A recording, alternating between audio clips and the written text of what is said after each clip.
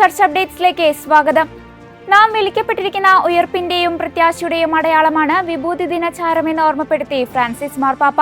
March 5-ന് റോമിലെ Santa Sabeena ബസിലിക്കയിൽ നടന്ന വിഭൂതി ബുധനാഴ്ചയുടെ ചടങ്ങുകളിൽ മാർപ്പാപ്പയ്ക്ക് പകരമായി കാർമ്മികത്വം വഹിച്ച മേജർ പെനിറ്റൻഷ്യറിയായ കർദിനാൾ ആഞ്ചലോ ഡി ഡൊണാറ്റിസ് വായിച്ച പരിശുദ്ധ പിതാവിന്റെ പ്രസംഗത്തിലാണ് ഇപ്രകാരം അനുസ്മരിപ്പിച്ചത്.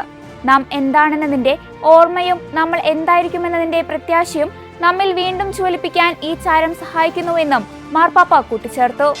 മൈ സൺ കാർലോ എന്ന ഗ്രന്ഥം ഫാദർ എഫ്രേം കുന്നപ്പള്ളി മലയാളത്തിലേക്ക് വിവർത്തനം ചെയ്തു. ഈ പുസ്തകത്തിന്റെ ആദ്യ പ്രതി ഫാദർ ഡാനിയൽ പൂവണ്ണത്തിൽ ഫാദർ വിൽസനെ ആദ്യ കോപ്പി കൈമാറി പ്രകാശനം ചെയ്തു. മലയാളത്തിലെ ശ്രദ്ധേയനായ ക്രിസ്തീയ ഗ്രന്ഥകാരന്മാരിൽ ഒരാളാണ് ഫാദർ എഫ്രേം. അദ്ദേഹത്തിന്റെ പുസ്തകങ്ങൾ കോഴിക്കോട് ആത്മാ ബുക്സിൽ ലഭ്യമാണ്.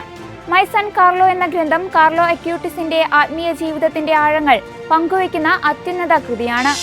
അമേരിക്ക ആസ്ഥാനമായ വാൾട്ട് ഡിസ്നി കമ്പനിയുടെ online video on demand streaming പ്ലാറ്റ്ഫോമായ ഡിസ്നി പ്ലസിൽ 1.5 പതിറ്റാണ്ടിന് ശേഷം ആദ്യമായി ഒരു ക്രിസ്ത്യൻ കഥാപാത്രം. പിക്സാർ ആനിമേറ്റഡ് പരമ്പരയായ വിൻ ഓ ലൂസിലാണ് ക്രിസ്തീയത കേന്ദ്രമാക്കിയ ഒരു കഥാപാത്രം ഉണ്ടാകുന്നത്.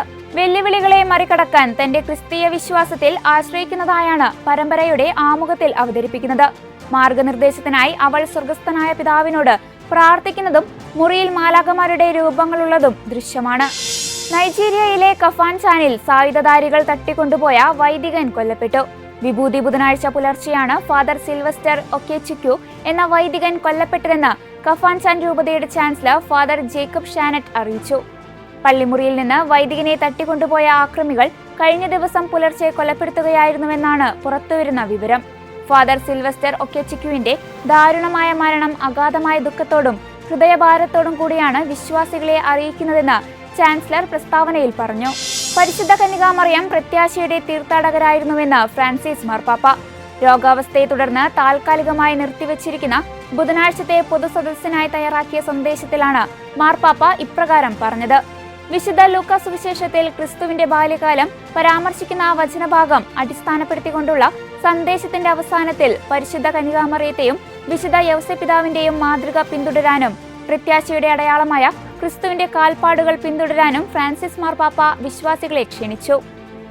ഇതോടെ ചർച്ച് അപ്ഡേറ്റ്സ് പൂർണ്ണമാകുന്നു. നന്ദി.